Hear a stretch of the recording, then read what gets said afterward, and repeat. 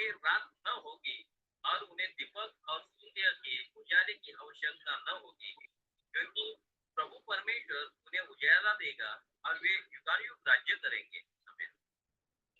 ठीक है, अभी यहाँ पे जो लिख रहा है परमेश्वर का वचन, लिख रहा है कि देखो, न्यू यरूशलेम जो है कितना बड़ा है, 1500 मील बड़ा एक शहर है जिसमें हम लोग रहने वाले हैं। उस शहर के अंदर किसी की लाइट की जरूरत नहीं पड़ेगी। किसी को अभी हम लोग लाइट लगा के बैठे हैं, बराबर, हम लोग सब लोग अपनी अपनी ट्यूबलाइट लगा के बैठे हैं, लेकिन वहां पे किसी लाइट की जरूरत नहीं पड़ेगी क्योंकि वहां पे रात होगी नहीं, हमेशा दिन होगा। परमेश्वर जो है 10 सूरजों से भी ज्यादा उसकी रोशनी होगी, और वो रोशनी झेलने के लिए, झेलना मतलब देखो एकदम ज्यादा प्रकाश होगा तो हमारी नेचुरल जो बॉडी है वो सहन नहीं कर सकती। लेकिन हम लोग को जो सुपर नेचुरल बॉडीज मिलेंगी, रिजरेक्टेड बॉडीज मिलेंगी, वो यीशु की तरह होंगी। जो बॉडी यीशु को है, आज यीशु मसीह को है, वह शरीर हम लोग को मिलेगा। ठीक है, वैसा ही शरीर हम लोग को मिलेगा।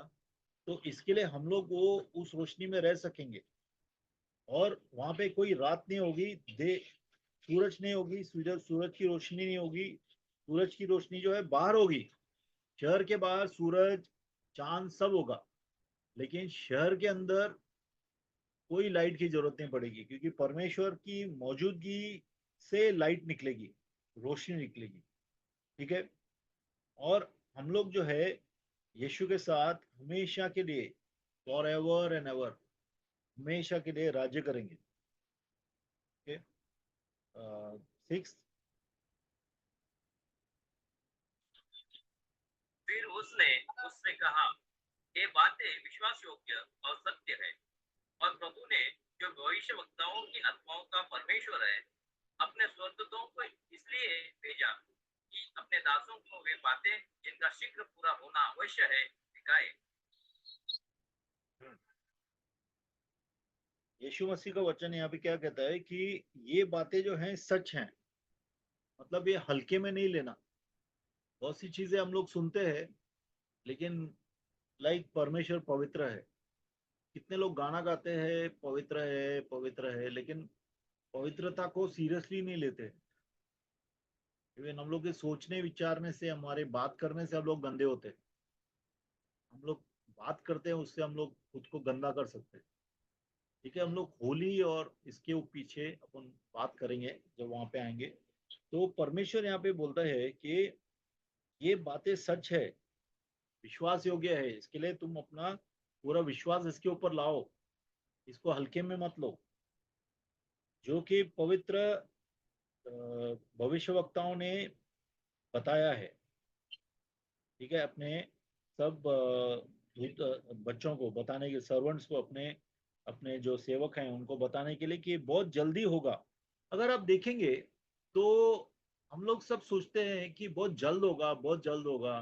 पौलुस बोलता है बहुत जल्द होगा, पतरस बोलता है बहुत जल्द हो गया, इवन पुराने समय में, पुराने नए पुराने नियम में भी लिखे है बहुत जल्द होगा। तो आप सोचते होंगे कि अभी तो इतना हजारों साल निकल गए, तो जल्द होगा, जल्द अब क्यों लिखते हैं? ऐसा आप सोच सकते हैं, बराबर। जल्द हो गया, जल्द होगा, जल्द कभी होगा? ठीक है ना। जो पवित्र जीवन रहना चाहता है, जो तैयार है हमेशा, उसको समय का प्रॉब्लम नहीं है, अब हो या बाद में हो। लेकिन जो आदमी कॉम्प्रोमाइज में रहना चाहता है, उसको जल्द नहीं होना चाहिए चीजें। तो परमेश्वर इसके लिए जल्द होगा लिखते हैं सब जगह, कि हम लोग हमेशा तैयार रहें। क्योंकि अगर आपको बोला जाए कि 4 दिन के बाद शादी होने वाली है, तो 3 दिन आप आराम करेंगे, चौथे दिन आप तैयारी करेंगे, बराबर। इंडियंस का ये प्रॉब्लम भी है, आराम से करते हैं सब चीजें। तो जल्द होगा इसके लिए लिखा है परमेश्वर ने कि हम लोग हमेशा तैयार रहें, यीशु मसीह के आने के लिए हमेशा तैयार रहें। ठीक है, क्योंकि कभी भी हो सकता है, रैप्चर आज रात को भी हो सकता है, कभी भी हो सकता है, इसके लिए हम हमेशा तैयार रहें। परमेश्वर का ये हुक्म है, बी रेडी। ठीक है, और अब देखेंगे 7वां जो वचन है, 7वां वचन पढ़ेंगे। और देख, मैं शीघ्र आने वाला हूँ।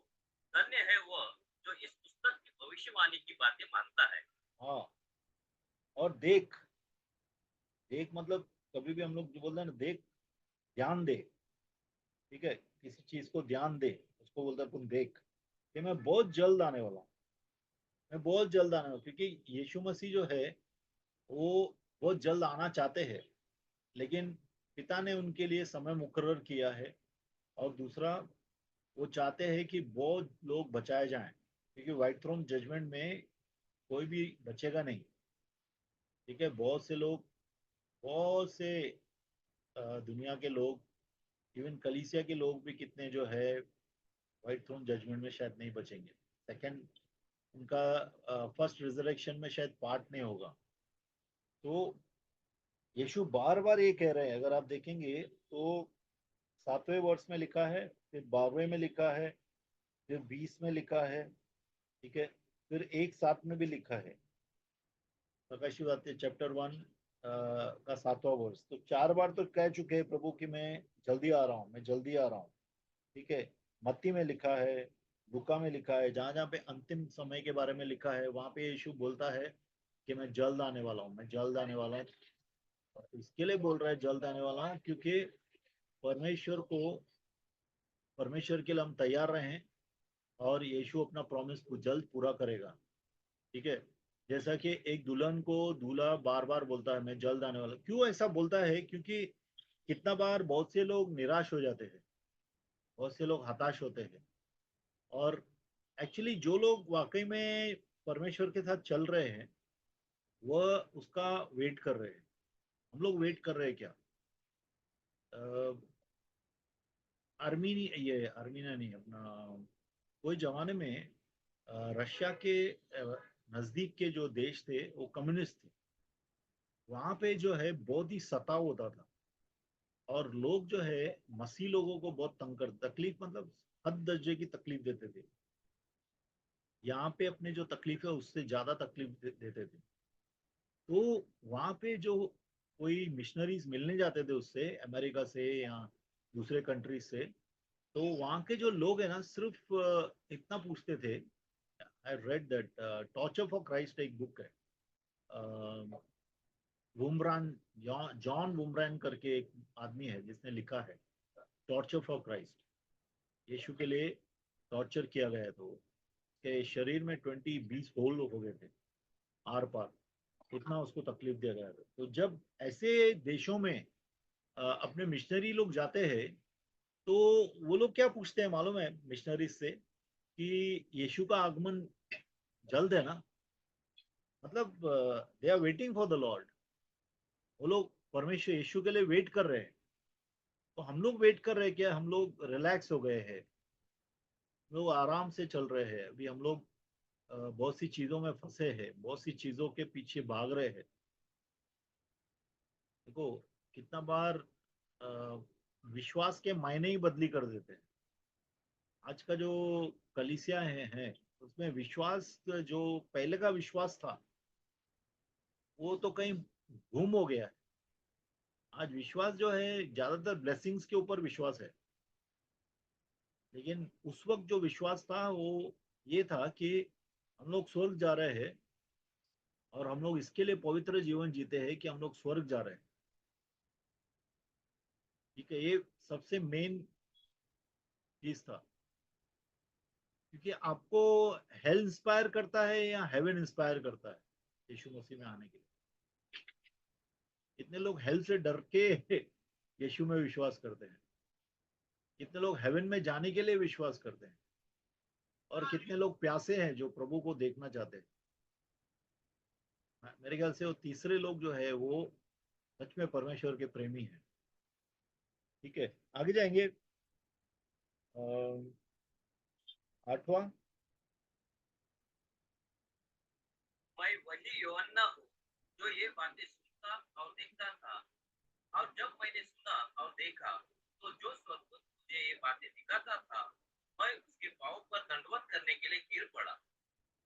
हाँ, 9वीं पढ़िए। पर उसने मुझसे कहा, देख, ऐसा मत कर, क्योंकि मैं तेरा और तेरे भाई भविष्यवक्ताओं और इस पुस्तक की बातों के मानने वालों का संगी दास हूँ। परमेश्वर ही की आराधना कर। आमीन। हाँ, अभी देखो पैरों पे गिरना वर्शिप करना होता है, क्लियरली लिखा है ना यहाँ पे, इसके लिए लिखा है कि यहाँ पे परमेश्वर की आराधना कर। मतलब आप जब भी पैर झुक के किसी को पैर कर नमन करते हैं, वह वर्शिप है, वह उसका आराधना करना है। और बहुत से लोगों को हमारे यहाँ पे इवन पंजाब में मैंने देखा है, काफी बिलीवर लोग हैं, इवन कितने लोग पास्टर्स को पांव पड़ते हैं। तो पढ़ना चाहिए नहीं पढ़ना चाहिए? नहीं पढ़ना चाहिए। जब से मैं प्रभु में आया हूँ ना, तभी से मैंने किसी को पाँव नहीं पड़ा। हम लोग, मेरे ख्याल से पाँव नहीं पड़ना चाहिए, क्योंकि वचन क्लियरली बोलता है कि पाँव पड़ना एक किस्म का वर्शिप है। ठीक है, तो यहुना ये दूसरी बार गिर पड़ता है, दूसरी बार वो इमोशनल हो जाता है क्या, ओवरवेम हो जाता है, इतनी बातें उसको मालूम पड़ती है, इतनी चीजें वो देखता है विजन में, जो उसको स्वर्गदूत दिखा रहा है आत्मा में, वो एकदम भाव विभोर होके पैर पड़ने लगता है स्वर्गदूत के। तो स्वर्गदूत बोलता है तू मेरा पैर मत पड़, क्योंकि मैं तेरे जैसा ही हूँ। अभी कितने लोगों का ऐसा इंटरप्रिटेशन है कि कितने रिजरेक्टेड सेंट्स, मैं पहले भी बताया था शायद, कितने ही जो पुनरुत्थान पाए हुए संत लोग हैं, वो परमेश्वर का स्वर्ग में काम करेंगे। वो लोग जाके अपने बंगले में बैठेंगे नहीं। तो वैसा भी हम लोग को भी स्वर्ग में जाके काम करना है, बराबर। रिटायर्ड लाइफ किसको जीना है? मेरे को तो नहीं जीना है, अपने को काम करना है हमेशा।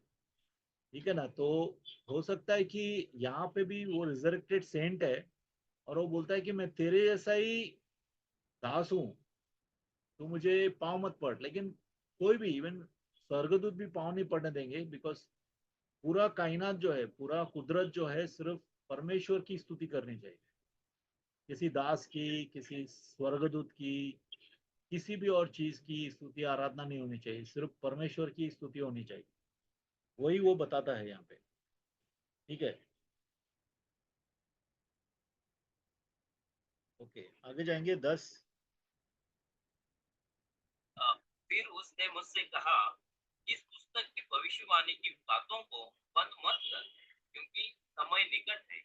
हाँ, मतलब ये जो किताब है, कितने लोग बोलते हैं कि रेवलेशन डिफिकल्ट है समझना, प्रकाशित वाक्य समझना बहुत मुश्किल है। लेकिन इतना मुश्किल लगा नहीं हम लोग को, प्रभु ने अपने को बताया, बराबर। हम लोग समझे, काफी कुछ समझे इसमें।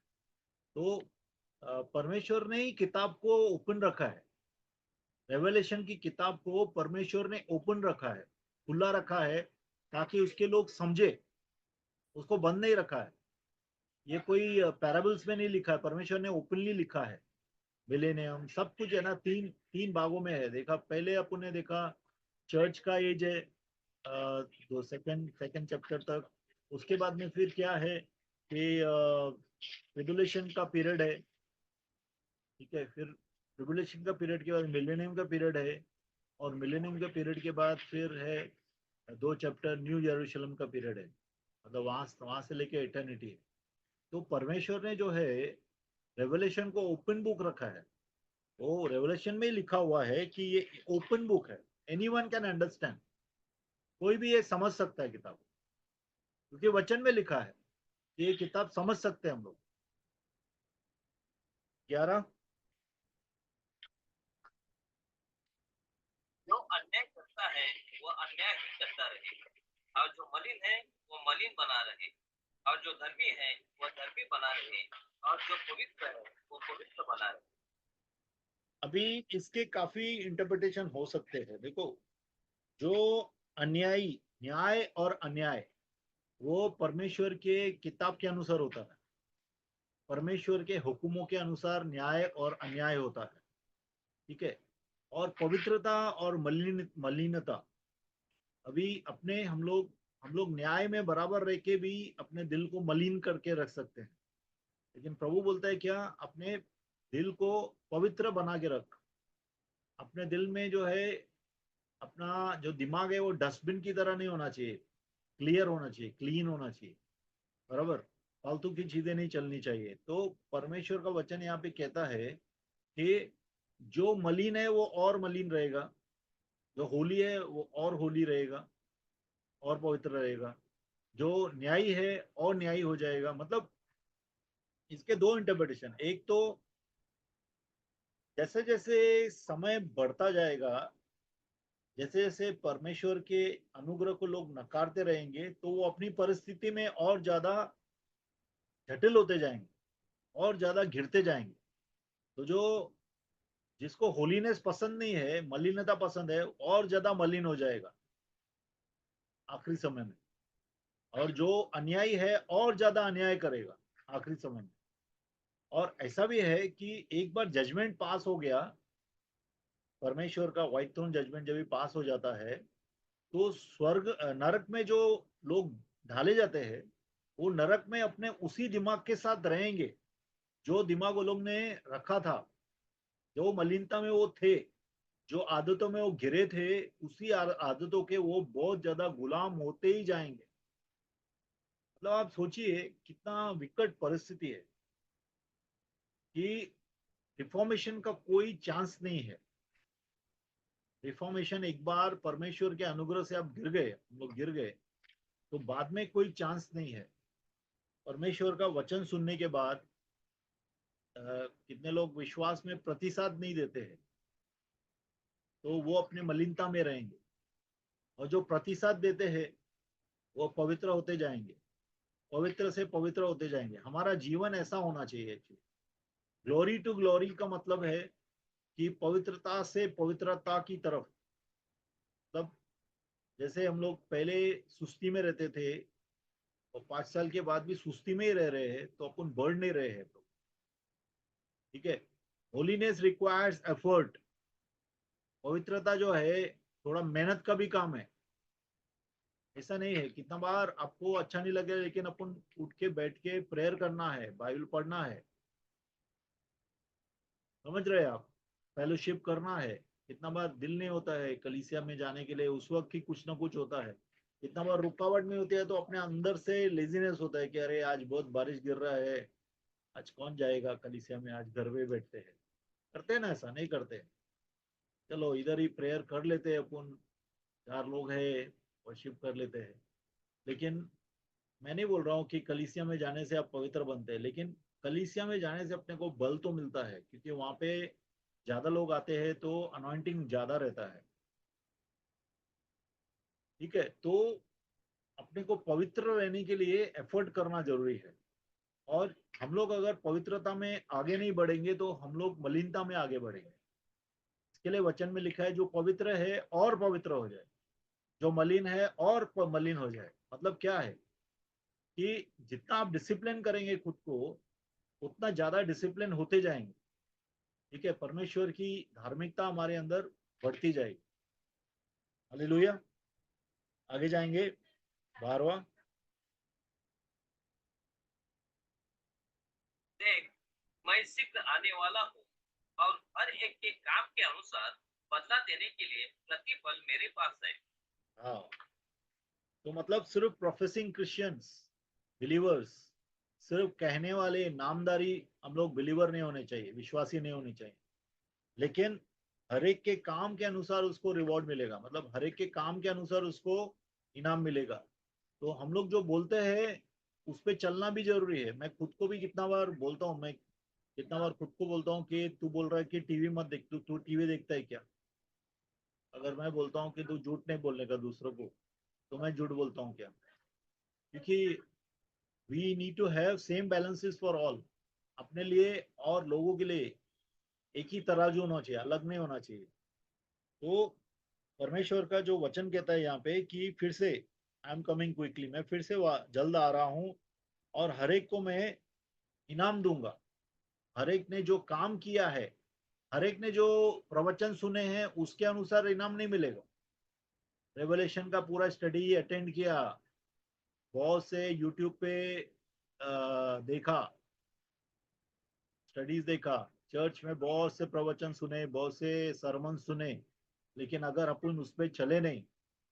लिखा है क्या इधर ऐसा कि जिस किसी ने बहुत ज्यादा प्रचार सुना, उसको इनाम मिलेगा? अभी लिखा है जो परमेश्वर के वचन में चला, बराबर, उसके काम के अनुसार उसको इनाम मिलेगा। क्योंकि प्रभु अपने कामों को देखता है, हमारे विचारों को। देखो, हमारा काम और हमारा विचार भी, प्रभु हमारे हमारे विचारों को भी देखता है। इसके लिए विचार भी सोच समझ के करें। विचारों में भी कुटिलता, सेल्फिशनेस या मलिनता, डर्टीनेस नहीं आना चाहिए। कितना बार डर्टी जोक्स मारते हैं अपन, बराबर। कितने में पास्टर को भी एक दो को देखा है ऐसा, डर्टी जोक्स, गंदे जोक्स मारते हैं और सोचते हैं, चलो no problem, but that is not right, बराबर, अच्छा बराबर नहीं है। क्योंकि परमेश्वर सब कुछ देखता है ना। अपन जबान से क्या बोल रहे हैं, अपन आंख से क्या देख रहे हैं, अपन सर में क्या एंटरटेन कर रहे हैं, बराबर, सर के अंदर कौन से विचारों को ला रहे हैं, प्रभु सब कुछ देख रहा है। ये सब कामों में गिना जाएगा। काम का मतलब एक्चुअल हाथ से कोई पाप किया ऐसा नहीं, सोचने का भी पाप होता है। सोच विचार में भी पाप नहीं आना चाहिए। इसके लिए वचन में कितना बार लिखा है कि परमेश्वर खुद बोलते हैं कि ऐसे बातें मेरे कभी विचार में भी नहीं आई। इसका मतलब अगर परमेश्वर अपने आप को एकदम पवित्र रखता है, उसको रखने की जरूरत नहीं है, वो पवित्र ही है, तो हम लोग को कितना पवित्र रखना है। यीशु तो रखता था, क्योंकि यीशु हमारा मॉडल है। यीशु मसीह खुद को पवित्र रखते थे। उनको काफी विचार आते होंगे जो बराबर नहीं होंगे, लेकिन वो उसको रिजेक्ट करते थे। विचारों को डोमिनेट करने की कोशिश उनको करने नहीं देते थे, विचार उनको कंट्रोल नहीं करते थे। जैसा केन को भी प्रभु बोलता है कि पाप तेरे दरवाजे पे दस्तखत दे रहा है, अगर उसके ऊपर तू काबू नहीं पाएगा तो वो तुझे पकड़ लेगा। वैसा ही हम लोग का है। अगर अपन विचारों में पाप करते रहेंगे तो एक दिन असली में भी पाप करेंगे। ठीक है, तो we have to be very careful, even for me, हम लोग के लिए, सबके लिए है वो। ठीक है, तो पवित्र रहना कोई ऑप्शन नहीं है, पवित्र रहना कमांड है, पवित्र रहना प्रभु का हुक्म है। ठीक है, तेरा।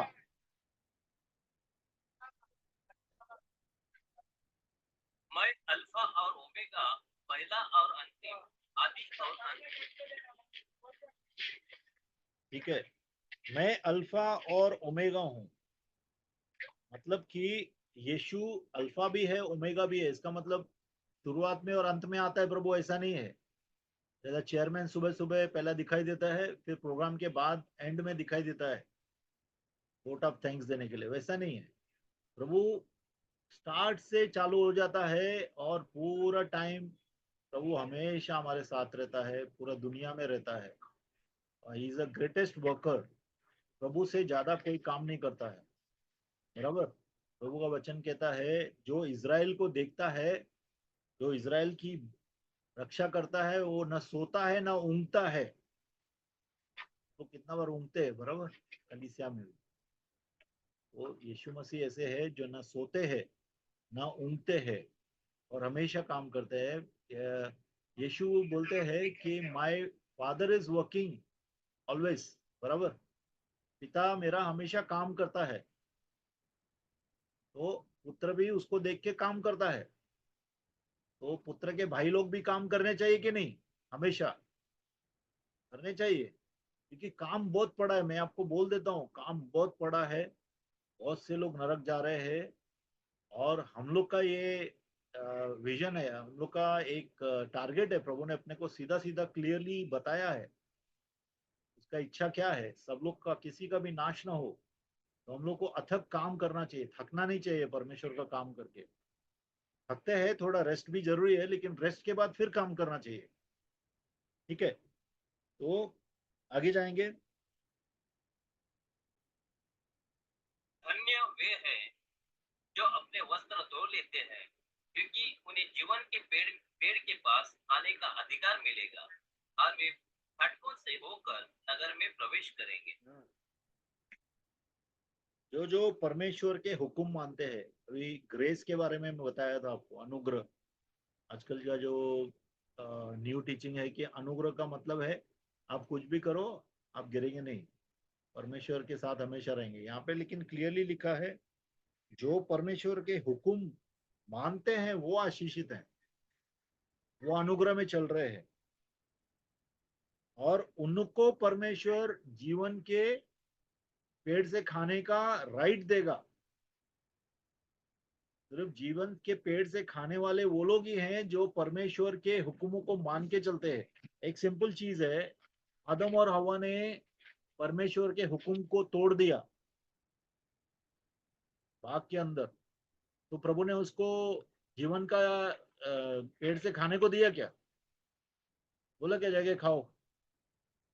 बोला ना नहीं खाओ। फिर हम लोग अगर पाप में रह रहे हैं तो कैसे हम लोग ट्री ऑफ लाइफ से खाएंगे? अगर हम लोग को जीवन के पेड़ से खाना है तो परमेश्वर के हुक्मों पे हमेशा चलते रहना है, थकना नहीं है, बिल्कुल चलते ही रहना है। और हमेशा याद रखिए, अगर आप परमेश्वर के हुक्मों में चलेंगे ना, चलते हैं, तो आपको थकान नहीं होगी। क्योंकि पत्रस क्लियरली बोलता है, his commandments are not burdensome, मतलब उसके हुक्म जो है ना वो बोझ नहीं है, वो हमारे अच्छे के लिए है। जब परमेश्वर का हुक्म हम पालते हैं तो हमें खुद को अच्छा लगता है, अंदर से परमेश्वर का लाइट आता है, हमेशा परमेश्वर का आनंद और खुशी और शांति मिलती है। कितने लोगों ने देखा है, हम लोग सब लोग ने देखा है, जब जब हम परमेश्वर का हुक्म मानते हैं तो हमारे अंदर परमेश्वर की शांति बढ़ जाती है। तो इसके लिए प्रभु कहता है, जो अगर जीवन के पेड़ से खाना चाहते हैं तो परमेश्वर के हुक्मों को मान के चलना है। तो राइट होगा, उनको हुक्म होगा, ठीक है, उनको अधिकार होगा कि वो चल सकते हैं, परमेश्वर के जीवन के पेड़ से खा सकते हैं, ठीक है। और वो लोग जो है उस शहर के अंदर घुस जा सकते हैं, जो न्यू यरूशलेम है उसके अंदर जा सकते हैं। ओके, आगे पढ़ेंगे।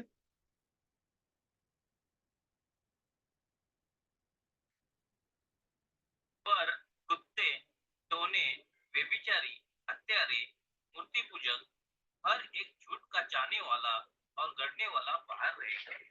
हाँ, अभी बाहर मतलब शहर के बाहर नहीं है। एक मिनट में आता हूँ, कोई आया है।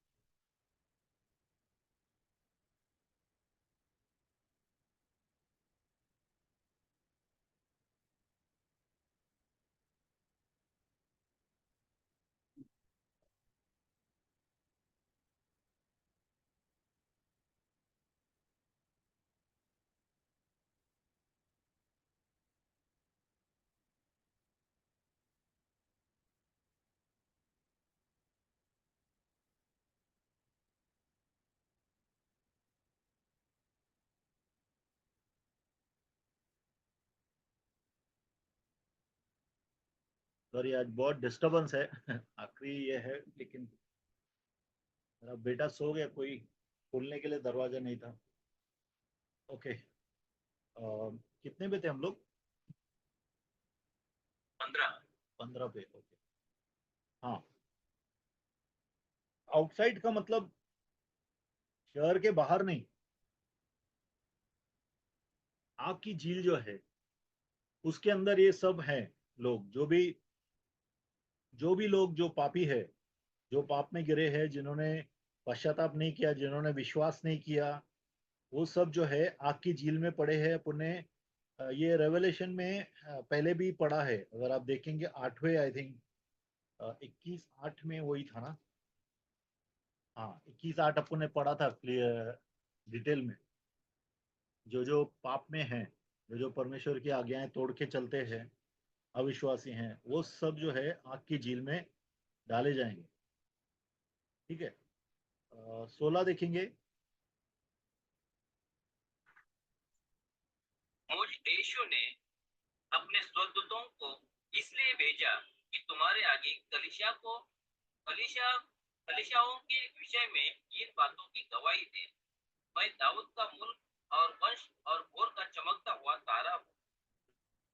देखो, इधर क्लियरली यीशु मसीह अपना सिग्नेचर करता है, मतलब रेवलेशन जो किताब है वो प्रभु ने कलीसियाओं के लिए भेजी है, ठीक है। उसने अपने स्वर्गदूत को भेजकर ये सब कलीसियाओं में बताने के लिए बोला है कि इस सब का गवाही दो कलीसियाओं में जाके, कि यीशु मसीह ही जो है यहूदियों से आया है, ठीक है, और सबका उद्धार करने के लिए। He is the root and offspring of David and the bright morning star, bright and morning star, मतलब भोर का तारा है, चमकने वाला भोर का तारा है। ठीक है, और भोर का तारा जो है सब लोग का अगुवाई करता है, लोग को स्वर्ग लेके जाने के लिए, सब लोग को रोशनी में लेके जाने के लिए। 17।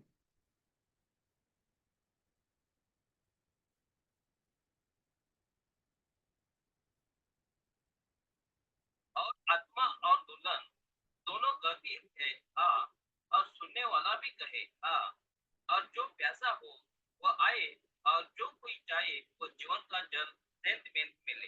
हाँ, अभी पवित्र आत्मा और दुल्हन, अभी दुल्हन में कौन कौन है? दुल्हन में सब लोग है, हर एक पीढ़ी से, हर एक जनरेशन से, जो लोग यीशु मसीह में विश्वास करते हैं, जो लोग पुनरुत्थान हुआ है जिनका फर्स्ट रिजरेक्शन में, और जो लोग 1,44,000 है वो, और चार किस्म के लोग हम लोग ने लास्ट टाइम पढ़े थे कि जो न्यू यरूशलेम के अधिकारी होंगे, न्यू यरूशलेम में जाएंगे। तो न्यू यरूशलेम में रहने वाले सब लोग जो हैं वह यीशु की दुल्हन है। तो यीशु की दुल्हन और पवित्र आत्मा मिलके यीशु को वेलकम करते हैं, मतलब वो इंतजार कर रहे हैं कि यीशु आएंगे। ठीक है, और इसमें कौन कौन है? जो भी प्यासा है वो आए। ठीक है, जो प्यासा है वो आए और पिए, जो सुनता है वो आए, जो सुन रहा है वो आए। ठीक है, तो परमेश्वर का जो संदेश है ना, वो सब लोग के लिए ओपन है, किसी के लिए भी छुपा नहीं है, सबके लिए परमेश्वर सब लोग को बुला रहा है। जो भी आना चाहे, जो सुने वो आए, जो प्यासा है वो आए, क्योंकि बहुत से लोग प्यासे हैं आज, अलग अलग धर्मों में लोग पैदा हुए हैं, बराबर, लेकिन जो भी लोग धर्मों में पैदा हुए हैं सब लोग को अंदर से प्यास है, वो जानना चाहता है कि परमेश्वर कौन है। क्योंकि आप कितना भी सोडा पी लो, शरबत पी लो, लस्सी पी लो, कुछ भी पी लो, आपको पानी से ही प्यास बुझती है। तो वैसे ही परमेश्वर की जो प्यास है वो यीशु मसीह में आके ही बुझती है। तो सब लोग जो जो भी प्यासा है परमेश्वर का, वह यीशु के पास ही आएगा। कितना भी ढूंढेगा, जो आदमी सच में ढूंढता है ना परमेश्वर को पूरे वर्ल्ड में, वो यीशु के पास आ जाता है। मैंने एक्चुअली इनफैक्ट कितनी कलीसियाओं में देखा है कि इस्लामिक लोग, सिख लोग, पारसी लोग, अलग अलग धर्मों के लोग जो है, जो सच में ढूंढते हैं परमेश्वर को, वो सीधा पहुंच जाते हैं कलीसिया में, मतलब slowly they come to God. इसके लिए प्रभु बोलता है ढूंढो तो पाओगे। क्यों बोलता है प्रभु? कि जो ढूंढता है, जो प्यासा है वो ढूंढता है कि मेरी प्यास कहाँ बुझेगी, तो वो सच में परमेश्वर को पाता है। ठीक है, हुएवर डिजायर्स, जो जो जिसका जिसका इच्छा है, जो प्यासा है, वह परमेश्वर के जीवन की जल की नदी को पी सकता है। मतलब देखो, जीवन के जल की नदी हमारे जो परमेश्वर ने पवित्र आत्मा दिया है इस दुनिया को, गिफ्ट है, उसके द्वारा हमारी जो है प्यास बुझती है। इसके लिए वचन में क्या लिखता है? जो ये नदी से पिएगा वो फिर कभी प्यासा ना होगा। क्योंकि एक आत्मिक प्यास रहती है, तो वो दुनिया की प्यास को निकाल देती है। तो दुनिया की प्यास निकल जाती है, लेकिन आत्मिक प्यास आपको लगती रहेगी। आप और ज्यादा प्यासे हो जाएंगे प्रभु को मिलने के लिए, प्रभु को पीने के लिए भी। देखो डेविड ने कितना शांत दिखा है, लेकिन फिर भी वो क्या बोलता है? जैसे हिरनी पानी के लिए प्यासा हूं मैं तेरे लिए। ठीक है, हिरनी दूर से देखती है कि पानी के जैसा कुछ दिख रहा है, भागता हुआ जाता है, लेकिन देखता है कि उधर पानी नहीं है। वैसा ही परमेश्वर के लोग जो है परमेश्वर के लिए प्यासे रहते हैं कि परमेश्वर का कुछ तो मुझे मिले। क्या ऐसे लोग मिले हैं? तुम देखते हैं कितने कलीसियाओं में है, परमेश्वर के सच में जो प्यासे लोग हैं वो परमेश्वर के लिए दौड़ते हैं। ठीक है, और परमेश्वर का जो जीवन जल का पानी है, जीवन के जल का पानी है, वो फ्री है। Freely you receive freely give, actually ऐसा ही है। ठीक है, कोई भी हीलिंग पैसे से या प्रार्थना पैसे से या किसी भी चीज से एक्चुअली होनी नहीं चाहिए। परमेश्वर का वचन क्लियरली बोलता है फ्रीली और रिसीव फ्रीली गिव, क्योंकि पवित्र आत्मा फ्री है, पवित्र आत्मा सब लोग को फ्री में दिया गया है। ठीक है, लेकिन ऑफकोर्स परमेश्वर ने उसके लिए बड़ी कीमत चुकाई है, अपने बेटे को कुर्बान किया है। 18 देखेंगे। मैं हर एक को जो इस पुस्तक की भविष्यवाणी की बातें सुनता है गवाही देता हूँ, यदि कोई मनुष्य इन बातों में कुछ बढ़ाए तो परमेश्वर उन विपत्तियों को जो इस पुस्तक में लिखी है उस पर बढ़ाएगा। 19 भी पढ़िए। और यदि कोई इस भविष्यवाणी की पुस्तक की बातों में से कुछ निकाल डाले तो परमेश्वर उस जीवन के पेड़ और पवित्र नगर में से जिसका वर्णन इस पुस्तक में है उसका भाग निकाल देगा। अभी ये चेतावनी है, सब लोग को चेतावनी है कि जो परमेश्वर के सिर्फ रेवलेशन के लिए नहीं है, प्रकाशित वाक्य के लिए नहीं है, ये पूरे के पूरे वचन के लिए, बाइबल के लिए है।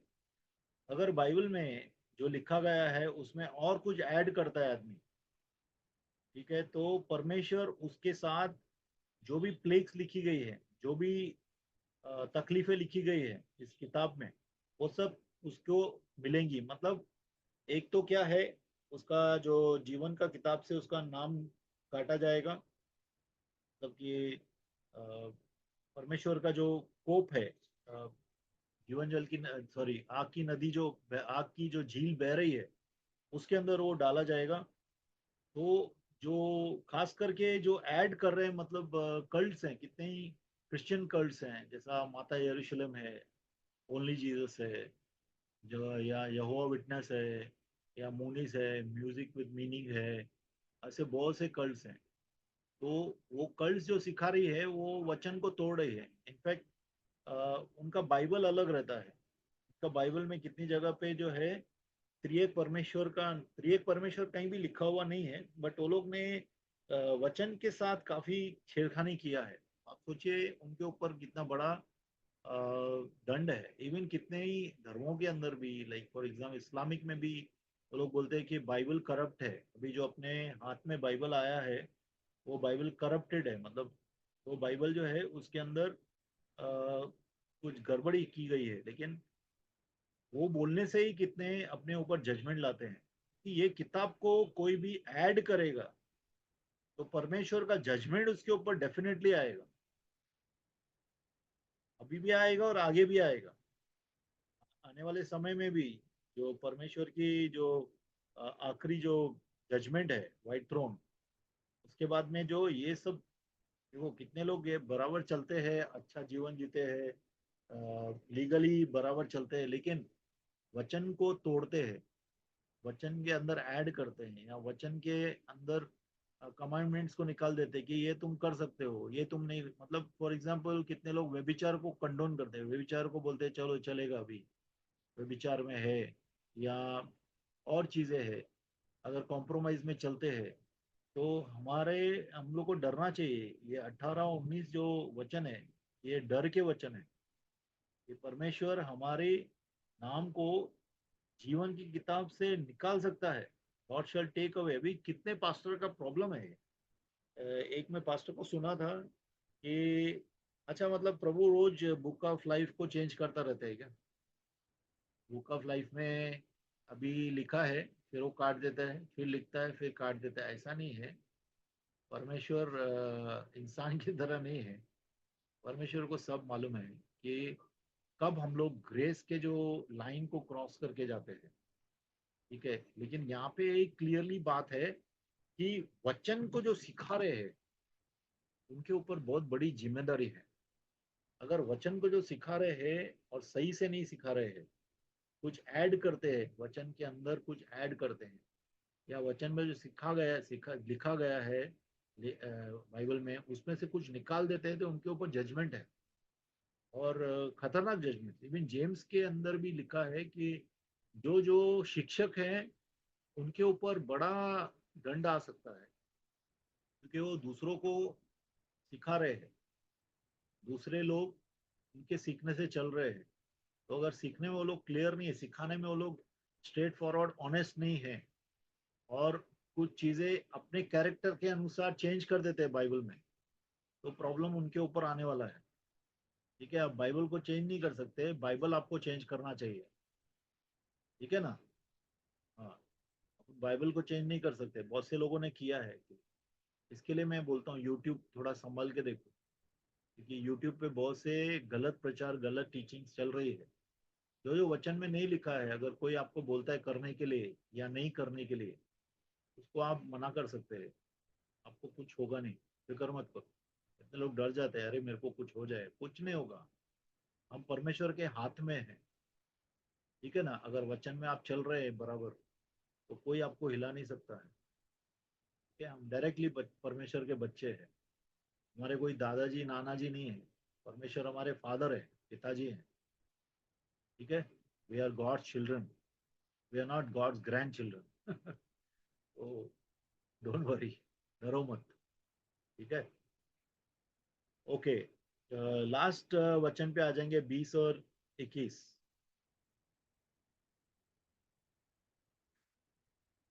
जो इन बातों की गवाही देता है वह यह कहता है, हाँ, मैं शीघ्र आने वाला हूँ। आमीन। हे प्रभु यीशु, हाँ, प्रभु यीशु का अनुग्रह पवित्र लोगों के साथ रहे। आमीन। आमेन। अभी यहाँ पे लिखा है फिर से वही, कि यीशु मसीह काफी उत्सुक है।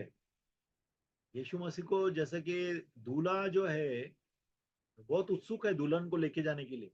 इसके लिए बार बार वो बोलता है, I am coming quickly, I am coming quickly, मैं बहुत जल्दी आ रहा हूँ। एक तो वो, और दूसरा दुल्हन को आश्वस्त करने के लिए कि डर मत दुल्हन, जितने भी तकलीफों से जा रही है तू आज, मैं तुझे लेके जाऊंगा, मैं बहुत जल्द आ रहा हूँ।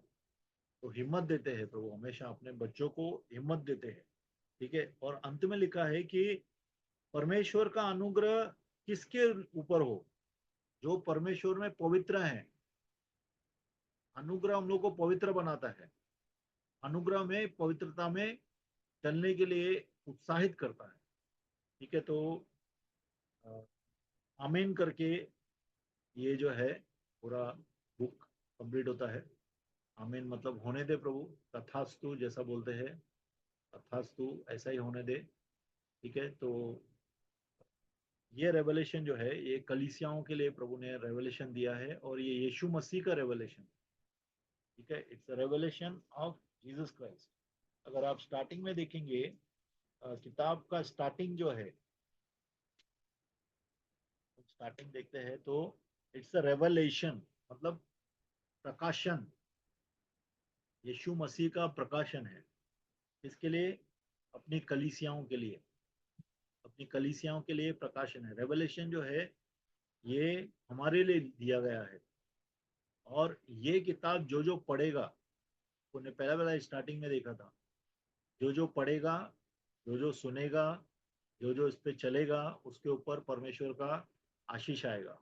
मैंने देखा रेवलेशन पढ़ने के बाद काफी ट्रांसफॉर्मेशन मेरा अंदर भी हुआ। मैं सीरियस हो गया काफी चीजों में, क्योंकि जो जो चीजें होने वाली है परमेश्वर के राज्य में, उससे हम लोग को कितना सावधान रहना चाहिए, कितना तत्पर रहना चाहिए परमेश्वर के लिए। ठीक है, तो अपन एंड करते हैं। और काफी रेवलेशन कंप्लीट हो गया। ग्लोरी टू गॉड, ये रेवलेशन कंप्लीट कर पाए परमेश्वर के अनुग्रह से, और उन्होंने हम लोग को ये सब अभी तक कराया। ठीक है, तो मैं क्लोज करता हूँ रिकॉर्डिंग को, फिर अपन बात करते हैं।